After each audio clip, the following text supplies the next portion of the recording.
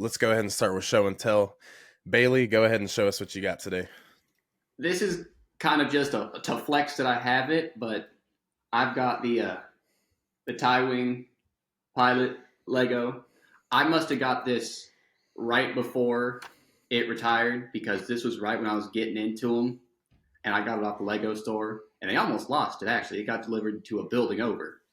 So Nice. I was walking around other people's doors, sneaking around looking for it.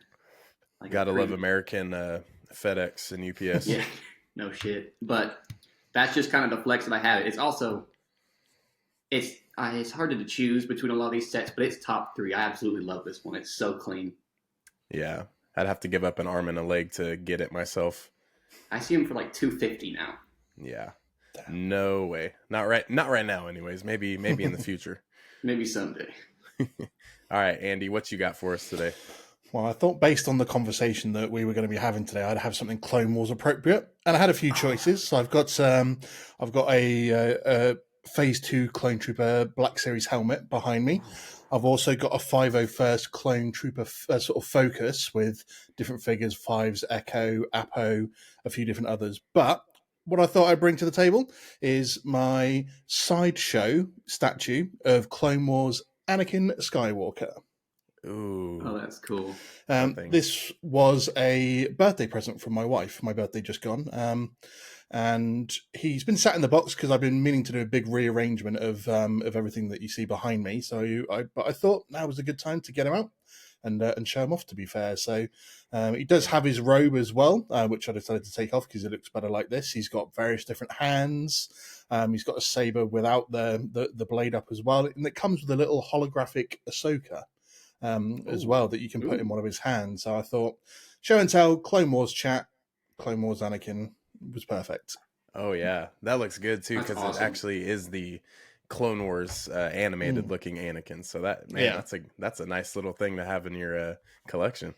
Oh yes, yeah, that's nice. Well, I'm on the same page. I have to stick with the Clone Wars, but I got the Obi-Wan Kenobi in the Mandalorian armor. Nice. And that one's awesome. I picked this up for $15 at the local Funko shop that we have in our mall, but Entertainment Earth exclusive, so it has to be in a nice protector. So, but yeah, that's what I got for today. But pretty much every time, guys, and to all the viewers watching, what I would like to do on the podcast is everyone that we have on, or if it's just me, or if it's me and Bailey, I want to get all guests and everyone in the conversation to kind of do a show and tell, like we're in elementary school once again. It was always fun, just show off some of your stuff. But it seems like all Star Wars fans have some memorabilia or collection of some sort. And even if you don't, if you got anything Star Wars to show off, like a tattoo or anything, that's what we'll do from now.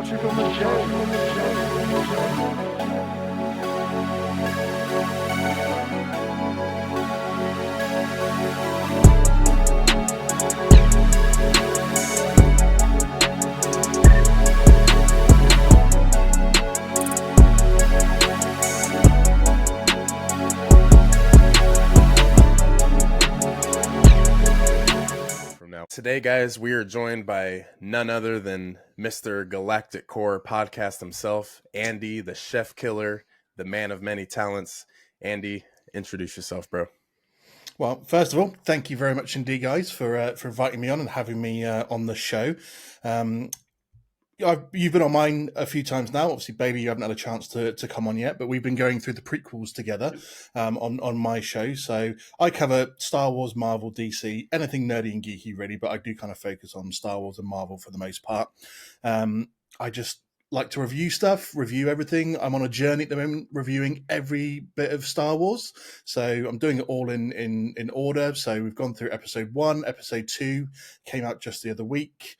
I'm going to be recording my Clone Wars episode soon, and just a little hint out there for all the Clan Brandolorian fans, we've already recorded episode 3 together, so that'll be coming out in an unknown future date, and that was one of the best chats I've ever had on my podcast. So I just love to chat nerdy and geeky stuff, and that's pretty much what I do.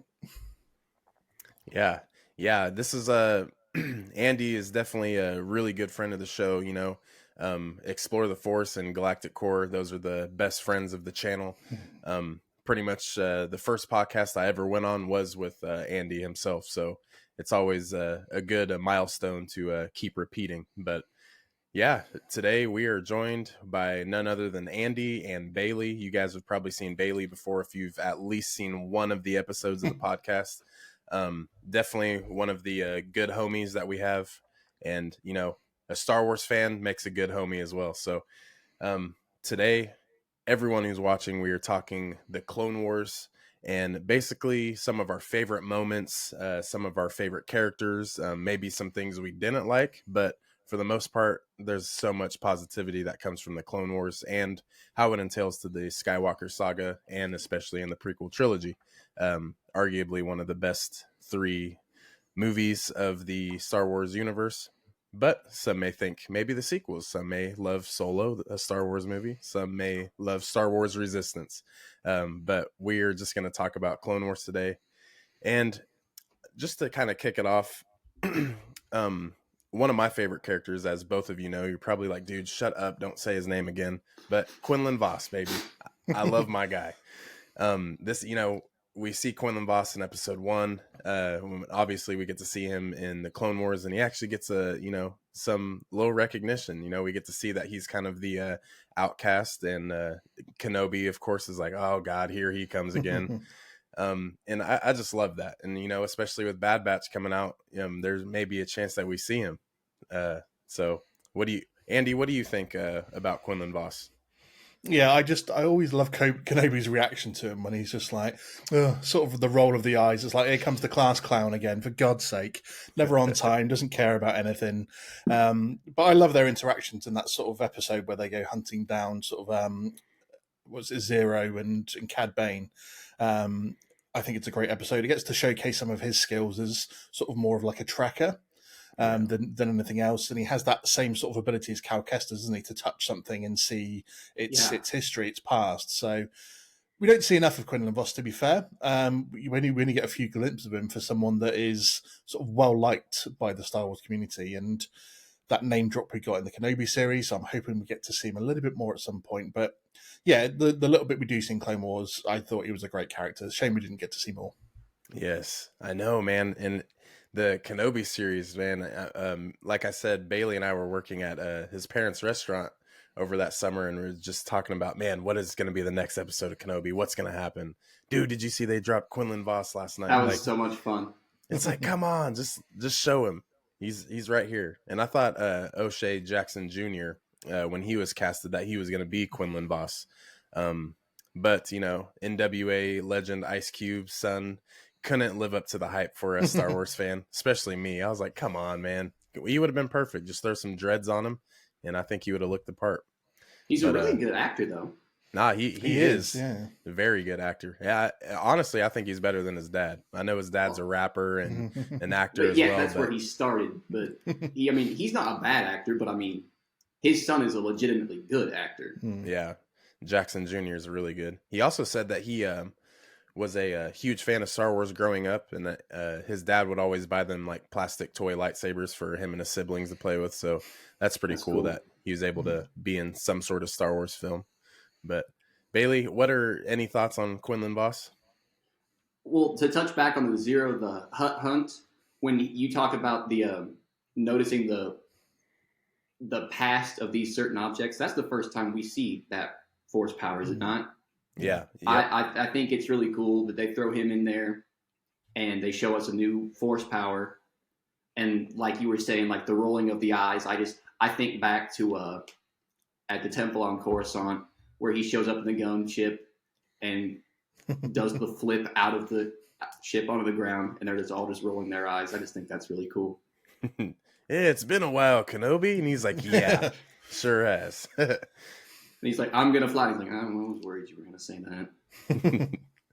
I do love in that episode, too, when they get to the the Mother Hutt's house and they walk in. They're like, God, he just breaks down the door. What's the smell in here? Yeah. See, like, that's some of the stuff, especially in the Clone Wars. You know, it's just like we get some of this extended character development. It's just the little things, you know, from Kenobi rolling his eyes, like, oh, here he is again. And then them literally being like, man, what is the smell in here? And, and then Cad Bane coming into that episode. Like it's cool, especially, we get Cad Bane in live action. So it's like some of these Clone Wars characters are coming to light on the TV screen as a live action. So it's like, come on, just a few more characters. And I honestly, I think Quinlan will come at some point, whether it's animated or live action, but it's bound to happen. I think with them teasing Ventress in Bad Batch, I'd say, I'm not gonna say there's 100% chance we're gonna get him, but yeah, and that's what I think too. Especially with Kenobi series, I was like, there's 100% chance. Like, there's no way you just say him and he doesn't show up. But I mean, I was surprised they didn't show him in Kenobi there. But then, Mandalorian, I was very surprised he didn't show up. Yeah, it's like, man. Hey, but Disney, they have some opportunities that they just slap out of the park, but sometimes they miss a little bit. But definitely easy for me to say because I want Quinlan Vos in live action. But yeah, Andy, who are some of the standout Clone Wars characters for you? I mean, I'm a huge Clones Soldiers fan, so I've always got. I mean, my number one is Fives by quite some distance. Fives and Echo make up that cool little team. After the Attack on Rishi Outpost episode, when we're first introduced to all of them as shinies, and the way that following on from that, when we get the follow up episodes of the Attack on for some reason the name's gone out of my head. That's the one. I don't know why the name just disappeared out of my head. It happens. But the Attack on Kamino, and they're promoted then to ARC Troopers. That was cool. Fives has always been that character that he's not afraid to stick his neck out and say what you think is right. He's not afraid to stand in front of the Jedi and go, I think you're wrong about this. Obviously, he does it with Pong Krell, obviously, but he kind of does it more to Rex, who does it to Pong Krell. But just Fives overall, and his arc in Series 6 is just heartbreaking for me that he has to go through all this, and his how he meets his end is one of the saddest moments of all of Clone Wars for me. But I absolutely adore Fives, and obviously Echo, when we thought Echo was gone, and then he obviously came back into it in Series 7, and then obviously Bad Batch. But those two are up there for me. That combination of those two and the episodes that we get them in are absolutely fantastic. He's just Fives is everything I want to be as a soldier. That's clever, quick-witted. He's obviously intelligent enough on the battlefield to be able to take people out, but he's not afraid to stand up for what he believes, and at the same time, he's not going to back down either. I think a lot of people may lose their nerve in battle, but Fives never does that. So if I was a soldier, that's who I would want to be like. Yes. Yeah, Fives, man. I just rewatched like his all the episodes leading up to his death, and it's like, man, this really does hit. It's crazy how a cartoon to those out there who don't really care for the animated series. I mean, it's really not. It's just it's made for any audience, and it's just the more that they can do with these episodes, 20 to 25 minute episodes, it's just extended character development, character arcs. And that's what one of the best thing about Clone Wars is it seems like almost every character gets an arc of some sort. And that's what makes this easily the best animated series in Star Wars. But yeah, the Fives death, man, it always just hits because he's just right there to, exposing Palpatine and his motives. And Andy, I know you love Palpatine, but like, especially in that episode when he turns and kind of has that smirk on his face after he ran away, it's like, you bastard, man, you fucking bastard. Like, it was right there. Because he literally whispers to him, doesn't he? He tells him the truth of the situation, and he's just like, so that's why Fives attacks him, so to speak. But he knows what he's doing. Palpatine is the absolute mastermind out of everything, and yeah, we don't get enough of that, to be fair, in terms of like the Sidious side of Palpatine. We get the politician Palpatine quite a bit through the Clone Wars, but the Sidious side, which we may touch on in a bit in terms of where we do see him in this series, but man, we could have done with more of that just such badass Sidious action going on. Yes, I know. And I feel like, definitely Palpatine's a younger story. And even like you said, the Sidious side, during such a big event in the prequel trilogy leading up to the Empire taking over, there's so much more that we could see from Palpatine to make his character even more, devious. But yeah, I'd have to agree with that. And Five's the exclusive minifig for Legos coming out too as well in March. Nice. So that's going to be really nice to add to the collection. But Bailey, who's some of your favorite characters at the top of the list anyways? It's so hard to decide because, like you were telling Andy before we kicked this off, this is my favorite Star Wars show, movie, probably anything. I love it. I've watched it. I mean, I get over with it and I start rewatching it again.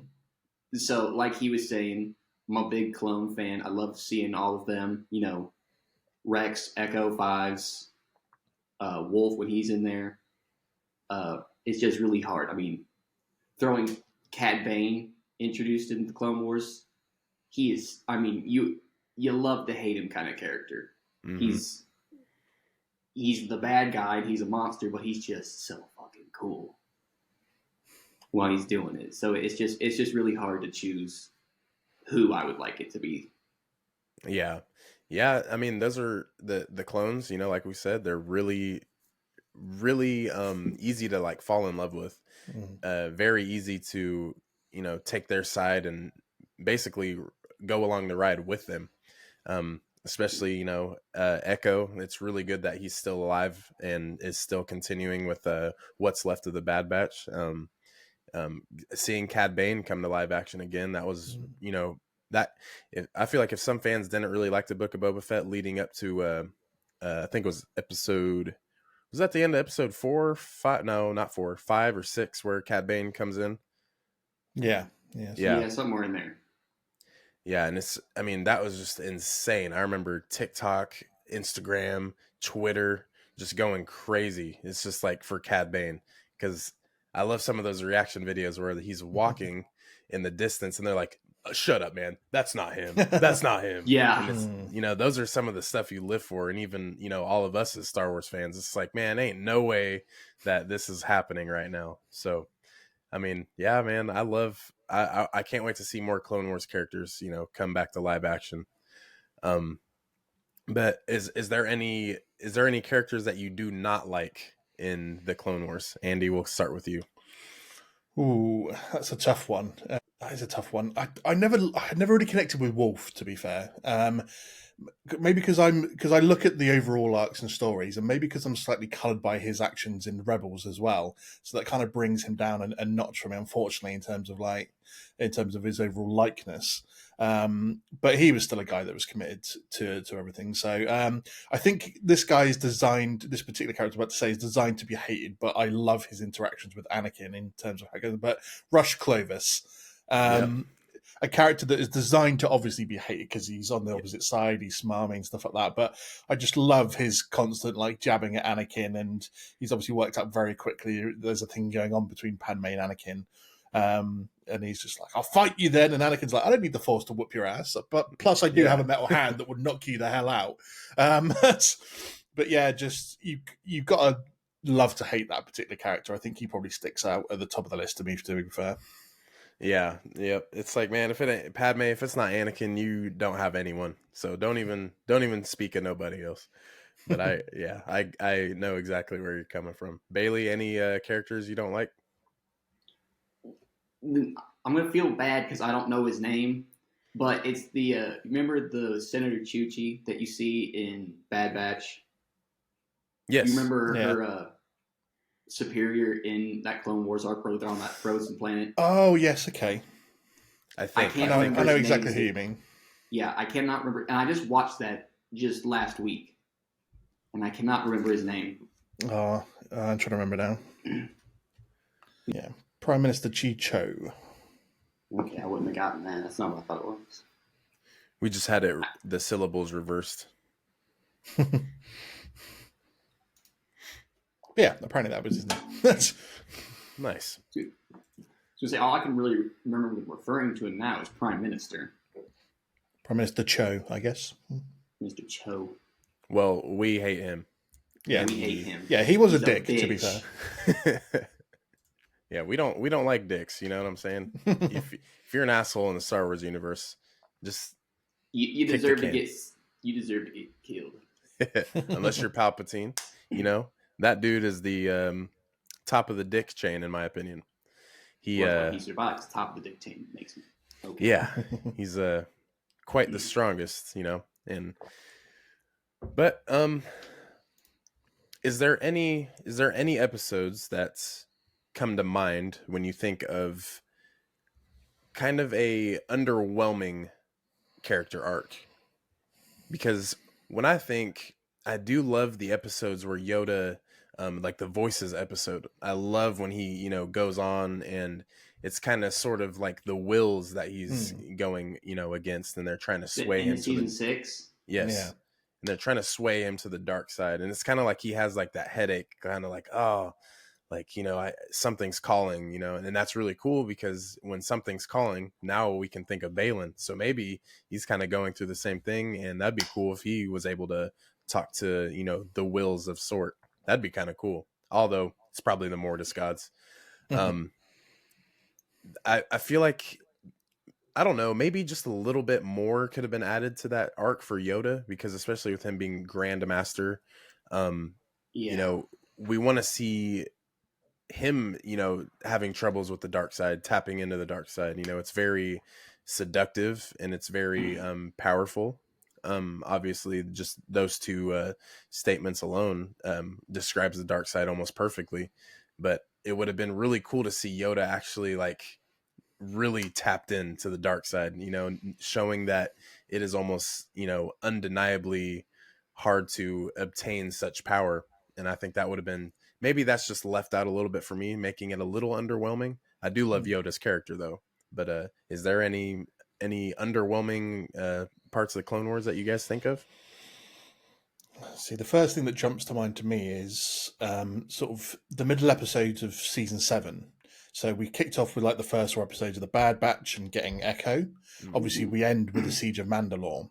And whilst I know they're trying to get from like A to B to set up the Siege of Mandalore at the end, but those sort of middle 4 episodes of season 7 with the Martez sisters and Ahsoka and the spice smuggling. Like, did anyone like the Martez sisters? Really? Like, they were kind of annoying. I haven't really met anyone. Tommy, who's someone I speak to from another podcast, Stark Wars, he makes a point of pointing out how much he hates them almost all the time. But it always makes me laugh. But it's just the fact that Series 7, they've brought this back after it got cancelled for so long to do one last season. And every episode needed to me, for me anyway, to be fire. The first 4 episodes of The Bad Batch were fire. The last 4 episodes of Siege of Mandalore were fire. Those 4 in between were a big letdown for me because they're trying to get Ahsoka's story moving along and get her to this place where it sets up the Siege of Mandalore where she's there. But they went about it in quite a boring way, to be fair, for me. They did. It just didn't do anything for me, those episodes. I rarely watched them back, to be fair. And I hate how it's like when you go on Disney Plus, it's like the sisters are like the cover with Ahsoka. It's like, man, nobody's watching those episodes. Nobody likes them. Yeah. They're just useless characters. And they throw in the Bad Batch too. And they're the ones who contacted Rex. Mm-hmm. Yeah, maybe we'll get some like Rose Tico throws, like maybe she calls upon like Luke Skywalker's Force Ghost to save Rey. Who knows? But that's just kind of how I look at it. Like they don't need to be here, but no. At the same time, I'm not the one making it. The only good thing about their callback in the Bad Batch is the joke setup that we have of like, is there an Echo in here? And Echo's like, yes. Like, what? I'm Echo. Seriously? That is the only good thing that they did in the entire episodes they were ever in. No, I agree. That's good. There was also it went way over my head. I saw a TikTok, and I think it was Fives with Anakin when they're getting onto that fleet it was one of the big starships, and they're like hanging on to the ledge, and they're like looking over, and they see all the battle droids. And I think Five says something kind of like along the lines like, do you is your stuff big enough for what they got? And then Anakin looks over and he's like, stop. Like, and then Fives just chuckles a little bit. So it's just kind of like making like a little like dick reference. Like, you got what it takes, man. And he's like, stop. Yeah. But I like how they throw those little comedic relief, especially before big moments. And especially Anakin, you'd never think he'd be in some predicament where a clone is just like kind of mimicking him a little bit. But I always thought that was great. I love when they throw in those little details. Yeah, those are good. Any underwhelming moments for you, Bailey? The Droid Force episodes. Oh, yeah, fair. I hate those. They're awful. I mean, they give us Gregor, which is cool, but that's about their only redeeming quality. And that's like 5 minutes. But the bad part is they've got him, working in a kitchen. I mean, it's not like they just found him and he's like a prisoner or something. No, he's got amnesia and he's working in a kitchen. That's lame. Yeah. That was just walking through the desert in that episode is just like, thanks for wasting 15 minutes. Yeah. Yeah. I skipped that arc too because it is awful. Yeah. Yeah. Well, Bailey, let me ask you this. Is there any character that is left out in the Clone Wars to have more of like a bigger picture? Like obviously that's what we kind of started off with, Quinlan Vos, like wishing he would have had a little bit more. But is there any other characters that you wish would have had more time or more of a development? It's Quinlan Vos for you. It's Plo Koon for me. I mean, he gets, a fair amount of screen time in the show. Because, I mean, I know that Dave Filoni's a fan of him. So he got a fair amount of screen time. But, I would still love to see more of him. I mean, I've told you before, I think they should bring him back. He could have ejected out of that starship, a little crispy, a little burnt. A little burnt. A little off the top. Yeah. Anakin was a little burnt. He got up. Exactly. He walked that shit off. Andy, any characters? I think I've got two really. One that I would like to have seen a bit more of their background explored in the Clone Wars would have been Dooku, to be fair. They don't really explore a lot of his background. It's more just he's the guy in charge, he's making these decisions, he's trying to outwit the Jedi. I would have liked to have seen them maybe do a little bit more on some of his background, like maybe go to his home planet with him at some point or interact with his family or anything like that would have given a bit more depth. Cool. But in terms of who I actually wanted to see more of in terms of involved in episodes, probably Bail Organa. To be fair, he plays a fairly important role throughout episode 3 and is one of the main senators that obviously opposes the Empire throughout their reign. And, we see a bit more of him in the Kenobi series, a fleeting bit in Rogue One.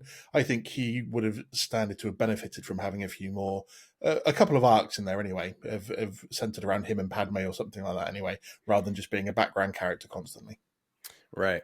Yeah, and Jimmy Smits is a really good actor. Love him. Mm-hmm. Yeah, I think Bale is kind of like a slept on character, and everyone's just like, oh yeah, adopted Leia, took him in, senator, whatever. But and I love in episode 3 when I think Zet is his name. It's George Lucas's son. That's the Jedi. Yeah. When he tries to get into the temple and see what's going on, and then he comes out and fights off a few of the clones. It's just like right there in that moment where Bail Organa was like, when he screams no, like he really wanted to, it's like his political side was kind of pushed to the side a little bit, and he knew exactly what he was fighting for. Yeah, I love seeing Bail Organa in Rogue One. It was just very comforting to see, especially like Mon Mothma too. And we also hear Hera Syndulla's name over the intercom in the little landing area, which was really cool. But yeah, man, Bail Organa, very, very slept on character. I am glad that he was back in the Kenobi series, and you get to see that relationship that Leia and Bail had, especially, father to daughter. And because New Hope, he gets blown up, so we don't really get to see that dynamic between the two. But yeah, shout out Jimmy Smits. If you ever watch this, Jimmy Smits, we love you. We love you. We do, man. Come join us on the show. But please. Please. Andy, since you are in the UK, do you go to cons at all? I go to more local ones. I don't get to go to too many big ones, more because of a financial thing rather than anything else. I did go to Star Wars Celebration last year when it was in the UK, so that was pretty super exciting, to be fair. Yeah, so I I thought that I knew you went to the celebration, which, here in America, it comes and goes. Mm. But I'm just the guy who puts on TV, the live stream of it and just let it go. Like, and I know Bailey hasn't been to a Star Wars celebration, but like, Yeah. what is it like if you were to just kind of give a little rundown of what Star Wars celebration is like? It's just a land of happiness for me. It really was. It was just you turn up to the event, and even when you're on the tube or the subway going there, and you already see people in dress up and in cosplay, and you're just on the train, just like looking at different people and seeing their outfits straight away before you even arrive. And then I was walking down the ramp to get there, and outside you already had like other people dressed up, just taking photos. There was a bunch of people dressed as the 501st clones. And I was just stopped and gawked in awe at them for a bit. And then you walk in and you sort of get there, and thankfully didn't have to queue too long to get in. But you're there and you arrive, and it's just amazing. Like I said, the amount of cosplayers there, it's just, they had like giant AT-ATs and TIE fighters. And you just get there, and obviously just the busyness of it all, and you're just like, I'm in Star Wars Magic Land. It may not be Galaxy's Edge, but this is the closest I'm going to get to it in the UK. And it's just exciting because you go around and you walk in, and they've got a stage where they're interviewing the different celebrities. Obviously, the main sort of panels and stuff like that are in different rooms that are all locked off and stuff like that. But then it's just the buzz of different news as it got released throughout the day. Oh, man. Of like, when the Ahsoka trailer was run, and then all of a sudden the buzz starts going around, and you sort of feel the warmth of it going around the different rooms and the complex. There was a great bit on the first day of where, after one of the panels, a bunch of people dressed as the prisoners from, what was the TV series? The Cassian Andor series. Oh, yeah. A bunch of people dressed up as the prisoners Cool. were being led by someone doing the one way out chant, and they just went the whole length of the complex just chanting one way out. Damn. And just running That's down cool. the entire way. And just seeing those kind of things, and then all the collectibles you get to see, the excitement of all the different fans together. And like I said, especially on like the little stage where they were having people interviewing outside of the panels. So Hayden Christensen was there, and there was a Dominic Monaghan who plays Cal Kestis, getting to see them, and just some of the other people that were showing up. It was probably my greatest Star Wars moments outside of getting to just watch the stuff, because you're getting to see the people that do this in real life. And I really wanted to go and get a picture and autograph with Hayden Christensen, but it was ridiculously expensive, unfortunately. It was probably the equivalent of about $300 just to get like a picture and stuff like that. So unfortunately, I chose not to do that. But you do get to hang around the area where other celebrities are doing it. So you got to see the young actress that played young Leia in the Kenobi series. You got to see the guy that does Chewbacca, a few others that were hanging around. And like I said, seeing the people on the main stage anyway, that you just get to sit there and enjoy. And not just that, getting to just see things like some of the panels in terms of like the figures and stuff like that, as collectors and that we are and stuff like that, getting to see what's being announced firsthand. And I bought some stuff there in terms of my Sith and Jedi holocrons that come from Galaxy's Edge. I managed to get them there, otherwise I wouldn't have got them anywhere else. And it was a fantastic day. I got the Revenge of the Jedi Darth Vader figure as well. Nice. Which they were giving out the exclusive codes for on the day, that you had to go and pick them up from the Hasbro stand and then order it online exclusive. So it was just a super exciting time to be there. It's only the second time it's been in the UK. I think 2016 was the last time. So to be able to go to one of those events was a dream come true for such a big Star Wars nerd like myself. Yeah, see, that's so awesome, dude, because, like, obviously it's global, it goes around, but it seems, obviously, it takes its time in the States for a while and then ventures out. But I think they're skipping this year and going to Tokyo next year. Yeah. And that's going to be really, really cool. I've just, I've never asked anyone, like, details about what Celebration looks like, because obviously, we're all collectors and stuff, but like, I don't know. I know those tickets would be, a nice price, but getting there, I'm like, dude, I need everything. Any I Funko I mean, saw, I'm like, I need it. the passes they had as well, they had like different characters for different days, and like depending on the type of passes you got. So like I had the Saturday pass and I got Lair on there. Oh yeah, Um, Endor That's Leia cool. too. so like you had various different ones, and you could obviously buy the different passes as well in terms of if you wanted to collect the set and stuff like that. So That's like dope. just little things like that I just get to keep and hang up on on my desk. So Yeah, I went to Celebration. Did you? No. That's awesome though. Yeah, we since we're in Kansas, we have Denver 6 hours west, and then we have Kansas City about 3 hours east. But Bailey lives right by Kansas City, so there is a Planet Comic Con by that's going to be in Kansas City in March.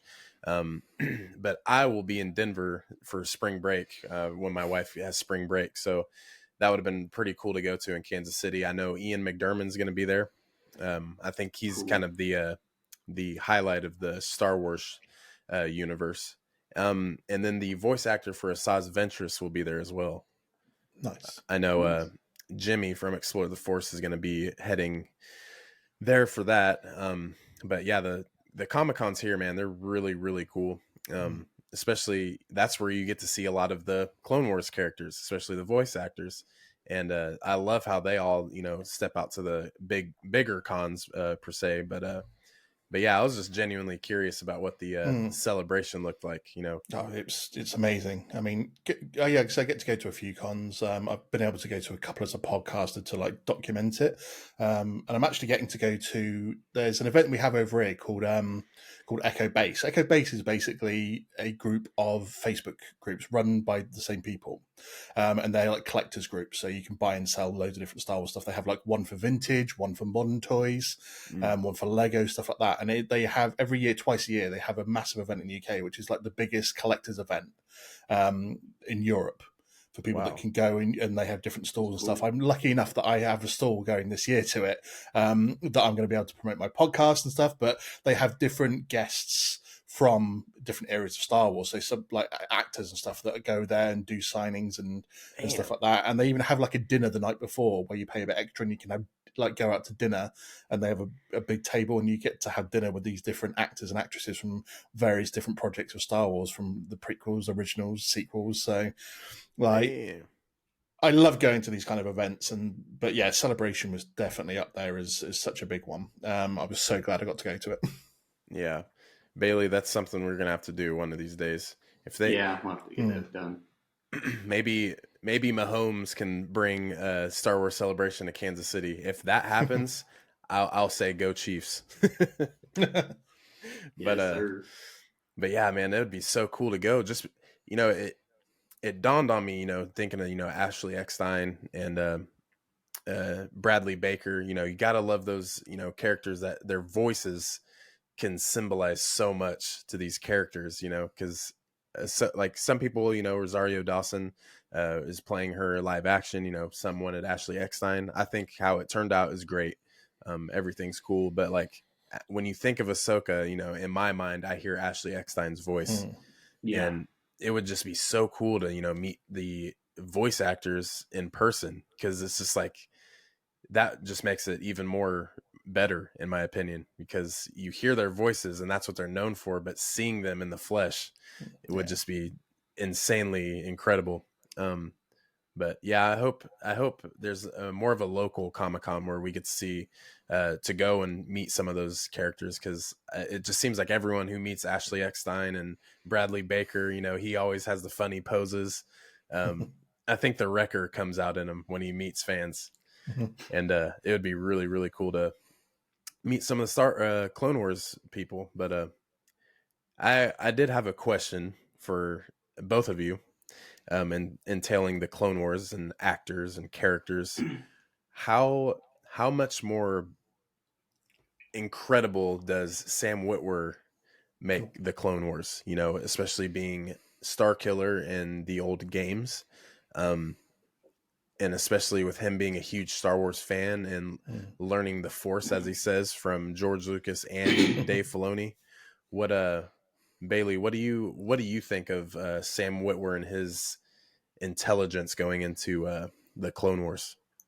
Well, I think that his knowledge enhances his character indefinitely, obviously. And I mean, he just does such a good job. Everything, he's iconic. I mean, you have Ray Park in The Phantom Menace, and that was cool, but I think he's kind of transcended that. Mm-hmm. It's like he upgraded it. Yeah, I think so. I love when he's talking and he's like, yeah, I took Ray Park's Phantom Menace character voice, and he like kind of goes into the, we will at last have the, and then he's like, but then I do a little twist with my voice, and it's just like, holy dude, give this man a raise. It's just, it's insane. The acting is just impeccable, man. And plus with his knowledge, like you said, it in my opinion, I think Maul in the Clone Wars is one of my favorite things because, obviously we thought he was dead.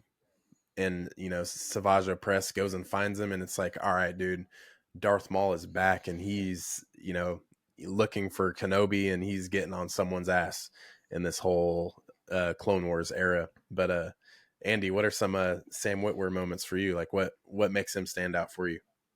I mean, the way, you can see just over my shoulder here, I've got the Force Unleashed figure of Starkiller, because I loved those games. He was so good in them, but to come back and do Maul's voice, because it wasn't technically Ray Park that did the voice lines in The Phantom Menace, wasn't it? It was Peter Serafinovitz, I think if I pronounced his name correctly.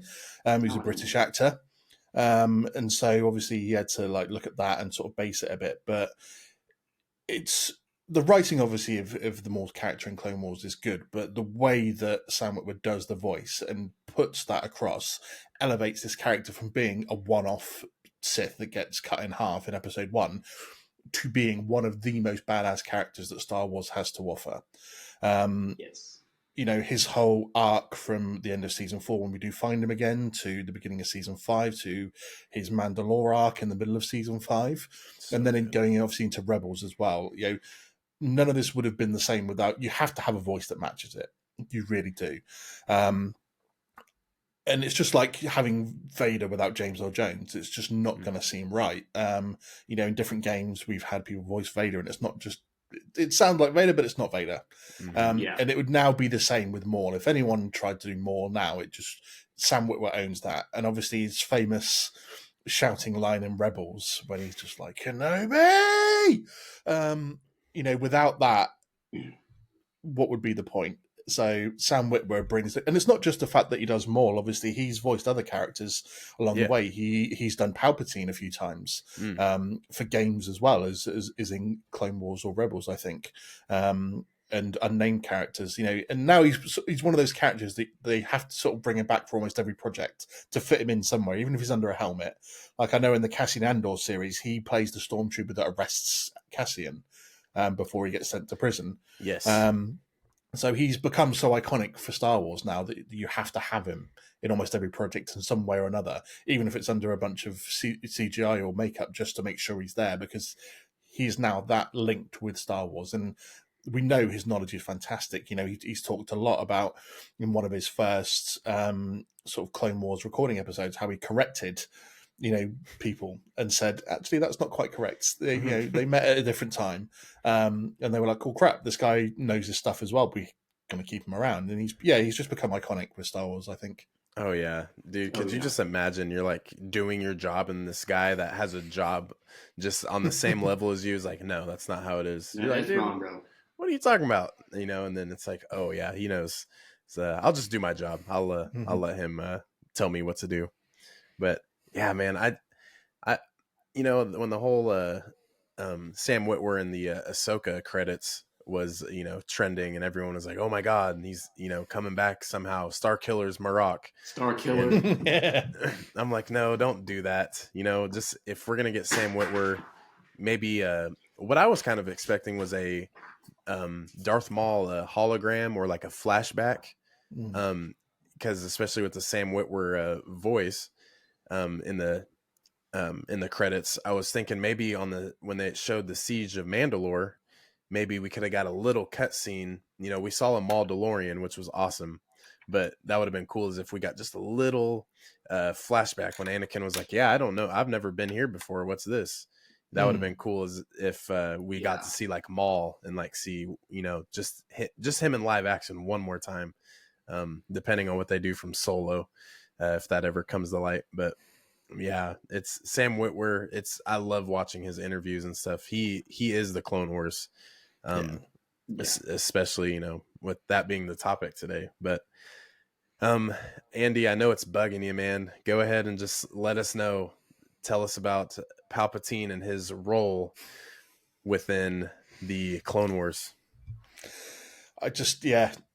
We see so little of Sidious throughout all of Star Wars, almost, to be fair, because it's always Emperor Palpatine or Chancellor Palpatine. I mean, this is a guy who is masterminding two different sides and, trying to basically play it as if he's in charge of one side, but he's, directing everything from behind the scenes. And to do that and no one be any the wiser for such a long time, it's just a genuine masterstroke that so few villains get that sort of ability, and you can just fool everyone like that for so long. It's just, his reputation is so well deserved as being the absolute mastermind for all.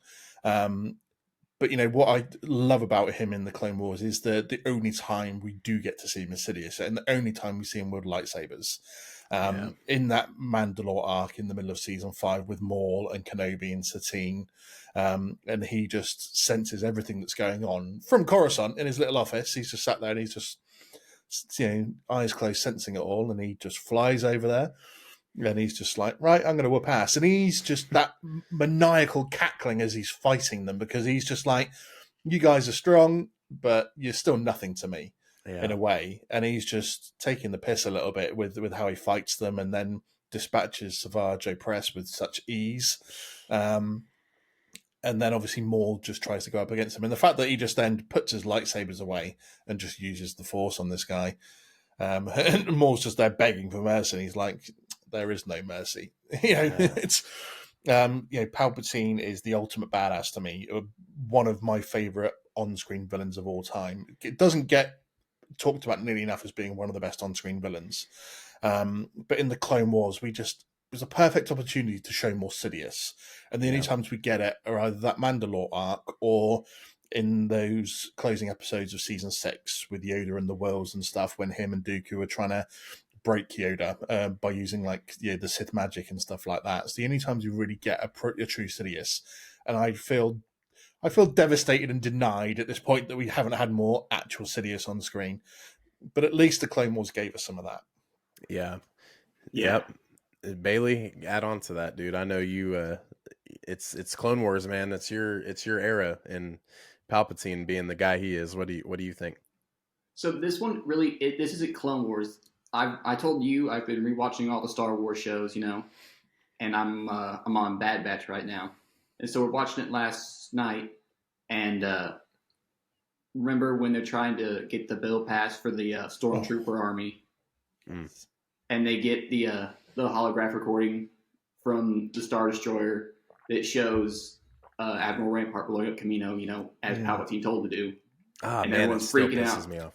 Yeah, holy shit, holy fuck, this is bad. And he just up from the Senate floor and just turns it around on him, and gets exactly what he wanted. I mean, like it was nothing. Yeah, I think that was. I'm glad I watched that last night so I could talk about it today, because I just think that shows how big of a mastermind that he is, and I think that was the best showing in Star Wars media that we've gotten of how devious and how good he actually is. Mm-hmm. The trailer for Bad Batch when it first came out, like 2021. There you see Palpatine's hologram in animated form saying, Order 66, and you're like, whoa, what's this show going to be about? Because it's going to be our Clone Force 99, but what else is this going to show? And then, dude, I think this final season of Bad Batch is going to be insane. There's no way Palpatine's back for this one. We see that in the trailer. He's Yes. there. But Bailey, you were so spot on about that scene where he comes up in the Senate is because obviously Ian McDermott came back and voiced that scene. Yeah. And he did it so damn well. It literally gave me like the chills down the back of my neck. Absolutely. I mean, I'm getting them just thinking about that scene, honestly. I mean, because that was just, that was great writing. That was great everything. That was just insane. Yeah, dude, it's crazy, and every time he comes back, he just kills it. It's been, since 2005 with Revenge of the Sith, where he did the live action presence of Emperor Palpatine. But then obviously, and people don't even talk about the hologram he does in Kenobi, which was also very good. Killer. He's like, seems like you're having still some thoughts about your old master. And it's just and you get to see how he toys with Vader. Like, oh, that's how you feel? Okay. Just, let me know and we'll figure something out, and it's like, oh man, and that's a time where he's, at his scariest, in my opinion, cause he's actually in the spotlight, and he's able to be that way. As years before that, the Kenobi series, he was kind of, he had to play backstage, he couldn't be out in front talking the way he does. But yeah, dude, I can't wait to see what happens in this third season, especially with how everything came from the Clone Wars, because we're still just within like a 2-year time span. I mean, the Clone Wars just ended in episode 3, and a lot of people, forget that, when Grievous dies, that's basically the end of the Clone Wars. And then if you think about the Clone Wars, it really wasn't as bad as it was supposed to be. That was just Palpatine using that war as, once this ends, this kind of fake war that I put on, then that's when I come out. So it's just like, dude, this guy is not playing around. But maybe, hopefully, just to kind of end on the Bad Batch, hopefully the Clone Force 99 gets a little advantage on Palpatine. Maybe they get some allies or something, and this is where we get to see Vader in the Bad Batch. Maybe he's like, all right, enough of this shit. Vader, go kick some ass. Fuck him up. That would be nuts, dude. I'd have to pause the TV and be like, all right, realization moment right here. What is going on? Imagine. Play it again. I want to see him show up again. Imagine. That would be nuts. Because it is the same studio as Clone Wars, Bad Batches. And we've seen 2 seconds of Vader in the suit in Clone Wars right at the end, where he sees all the 332nd helmets on the spikes and then finds Ahsoka's lightsaber. That's the only time we see Vader, if I'm not mistaken, right? I believe so. Yeah. So maybe we get to see him a little bit more. But we know Palpatine's coming, and that's the mastermind of the Clone Wars, guys. Andy, is there anything else in the Clone Wars universe that we didn't discuss, or anything that you wanted to talk about? Maybe some notes that you weren't able to touch upon? I just want to throw out there some of my favorite arcs, just because there are so many great ones out there. And I tried to narrow this down so much, but it's impossible to do a top 3 for me. So I'm just going to throw my 5 out there. I won't get into them too much unless you guys want to discuss any of them. But just to say, these are what my favorite arcs of Clone Wars are. So, the Mortis arc, I think, is up there for a lot of people, because anyone who knows me, that Anakin / Vader, my favorite all-time character. So the confirmation that this dude is the chosen one, to me, is perfect in there. Plus the addition of the Mortis gods themselves, I think that was fantastic. Obviously, again, Sam Witwer voicing the son, another little appearance for him in there. So the Umbara / Pong Krell arc with the clones, one of the darkest, I think, arcs of all of Clone Wars. And again, where you see that the clones are more than just soldiers; they are people that they have things to think about, and they care about each other as well, and it really gets you in there. So I think we've already mentioned this sort of the mid-season 5 Mandalore arc with Maul and Kenobi and Satine and Sidious. I thought that was a fantastic arc, and just seeing the fact that sometimes the Jedi do kind of lose a bit, because Kenobi ends up losing Satine with Maul obviously taking her down. Plus, we get that fight between Pre Vizsla and Maul, which is just fantastic, I think, as well. The Fives control chip arc at the beginning of season 6, because my boy Fives needs his praise, and one of the most devastating ends to an arc. And the reason we all hate Fox, because he's a dick for killing Fives. So, and then we end the Clone Wars on the Siege of Mandalore. 4 of the best episodes, I think, of all of Star Wars. Man. Some people's I've heard grumbles that it focuses so much on Ahsoka. With everything that goes on, but the way that they do it, going through Order 66, her and Rex, and the emotional way that then we end the Clone Wars kind of where it starts in a way, because the same moon that they crash on, where all the clones die in the Venator, is the same moon where Jango Fett was recruited to be the Clone Templar in the first place. So it kind of ends where it begins. So yeah, he told me that on the last podcast I was on, and I was like, holy shit, dude. You are right. And that's just something that just flies over your head. It's insane. Yeah, that's sick. Just it's insane to wrap your head around. Yeah, those are my favorite ones, to be fair. Bailey, what do you think about the Mortis gods? We might as well go out with a bang and just talk Mortis and all of that. Well, we're teasing them in Ahsoka right now. So I mean, I don't really want to speculate and say what I think they're going to do, because I really don't know. I don't know if they're going to say Anakin's the new son, Anakin's the new father. I guess it'd probably be more likely the father than the son. But I mean, I really don't know. I think anything they're going to do to bring those out. I mean, that was such a cool arc. Like Andy was just saying. I mean, that's one of my top 3. Yeah. So I just can't wait to see more of it. See, and that's what I love. You know, Dave Filoni obviously had a hand in creating that arc itself, and then, you know, getting the confirmation with George Lucas that yes, this can be a possibility, and ultimately making it a reality within the Skywalker saga. So we really, really get to understand that Anakin is the chosen one, and what that means. Actually, it's not that he's the one that is going to be, you know, Grandmaster Yoda. It's going to be Grandmaster Anakin Skywalker, highest midichlorian count, all of that.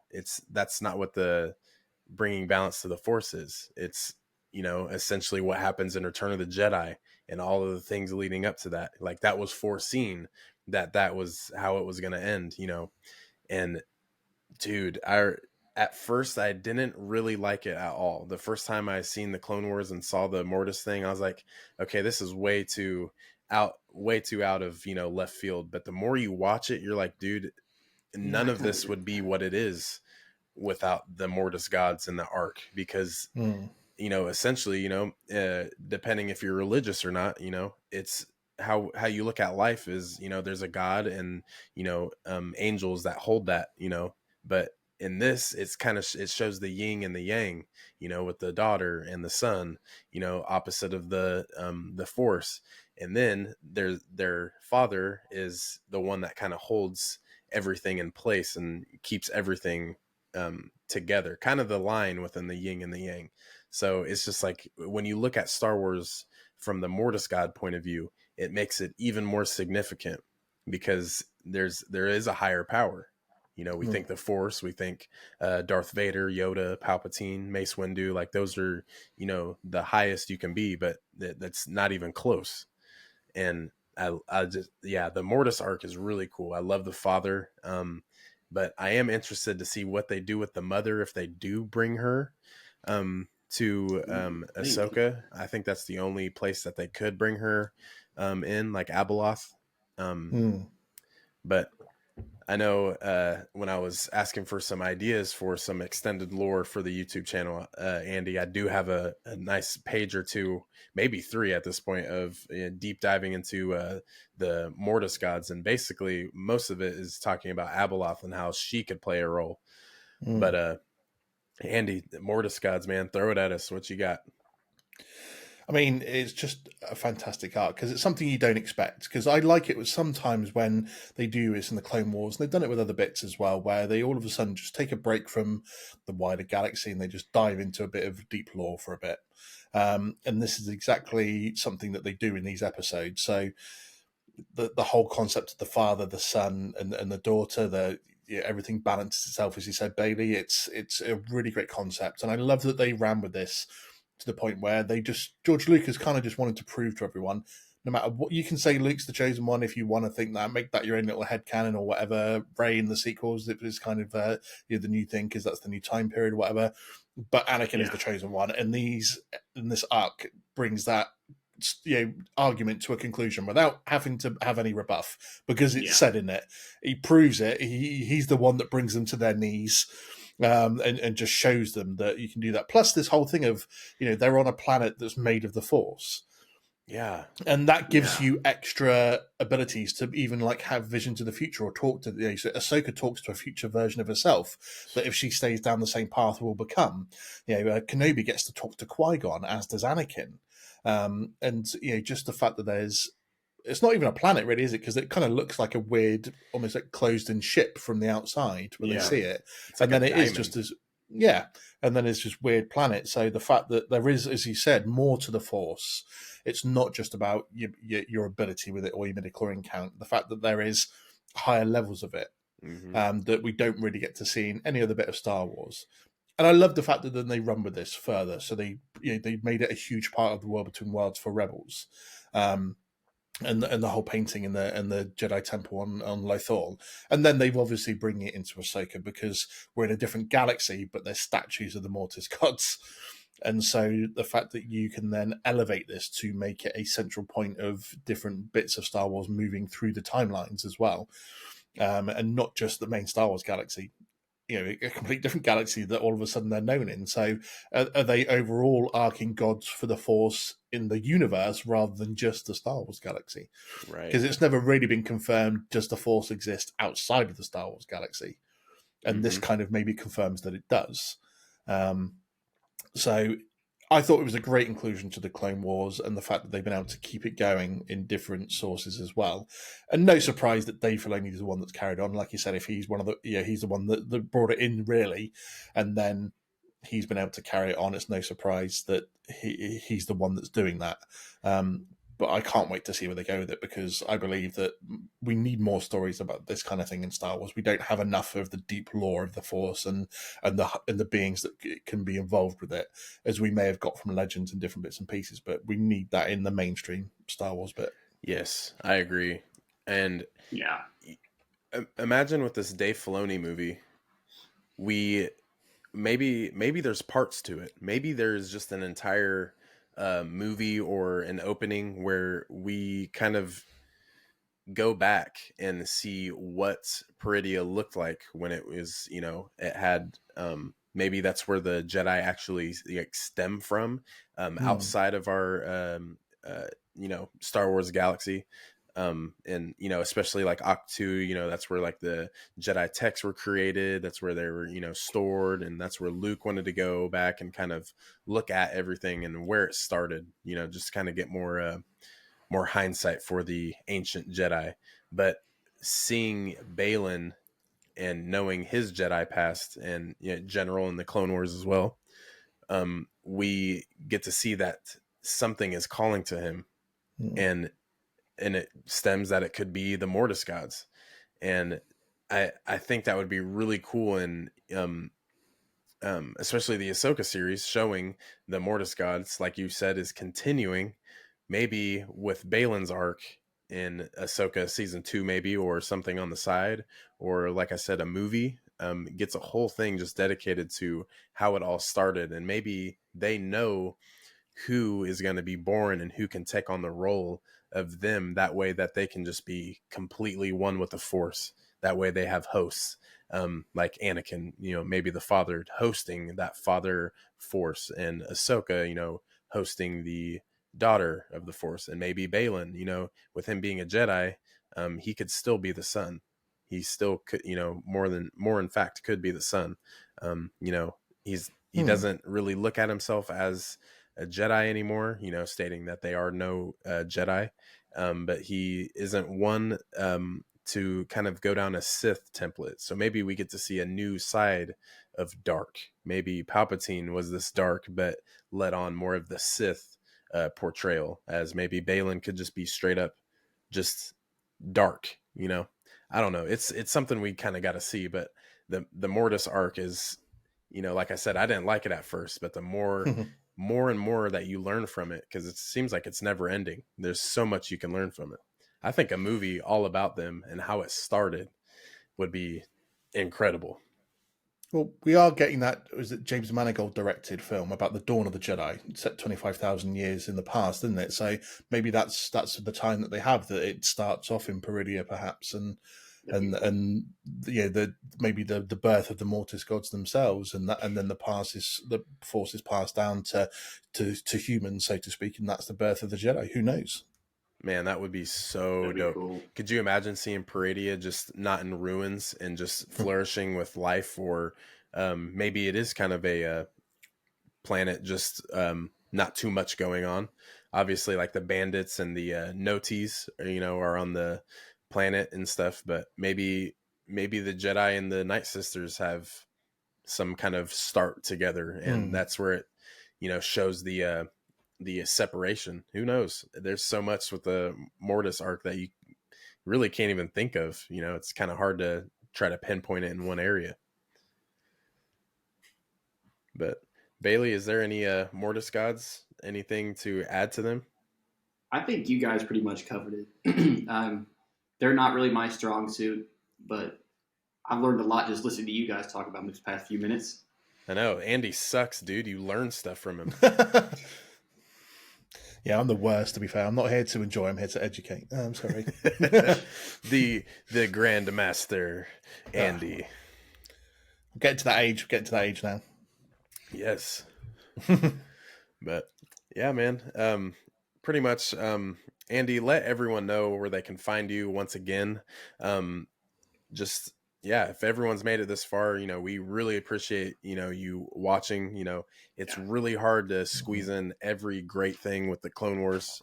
We've definitely talked the highs and the lows, but try to get a lot in. Maybe this can be one of a 3-episode segment where we talk about the Clone Wars, and we can just kind of deep dive into one specific area of the Clone Wars or characters. But yeah, thank you guys for watching so much. Andy, let all of the viewers know what's going on with you. Well, thank you both for having me on. It's been an absolute pleasure. I'd love talking Star Wars at any point, but it's been really good with you guys, so I really appreciate that. Thank you. Yes. You can find the Galactic Core Podcast on Instagram, Facebook, TikTok, Twitch, and YouTube.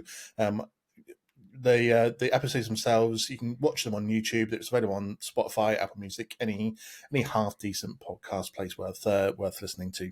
Find me on there. Hit me up on Instagram. Give us a follow across all social media, and you'll see some future episodes with Mr. Clan Brandolorian himself coming out in the not too distant future as well, as we conclude our walk through the prequel films. Yes, and like I said, those were crazy talks. We really, went ahead and talked all of the prequel trilogy, and it was a really good time. The coffee pot was full the entire time, getting all the caffeine I needed. But yes, these are the guys you want to talk with for Star Wars. We are, we're not the most top of the food chain for Star Wars, but I mean, we get it done and we do what we can. So yeah, love meeting with these guys, talking some Star Wars as always. But go follow Andy, the Galactic Core Podcast. Good following on Instagram. It just seems like there's like 100 of us with a Star Wars podcast, and we all just, intertwine and share thoughts. And Andy is definitely a really, really good friend of the podcast, like I mentioned earlier. So make sure you guys go follow him and reach out to him. Let him know some new ideas for his podcast. It's a really good one, especially when he dives into Marvel and other points of the nerdy universe. This is the guy to follow. So if you're a nerd, a geek, or want to be a geek, or maybe you used to be a geek and you're afraid to show it, listen to him on the down low. But thanks you guys for watching. Andy, it was a pleasure to have you on, bro. Absolutely. Bailey, thanks for joining us. And yes, sir. May the force be with everyone. Clan Brandolorian.